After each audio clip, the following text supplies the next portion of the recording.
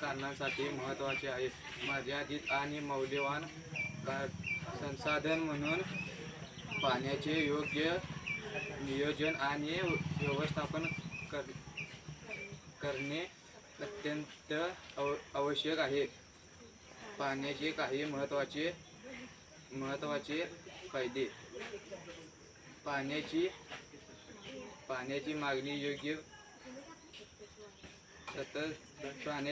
मागणी सतत वाढत आहे.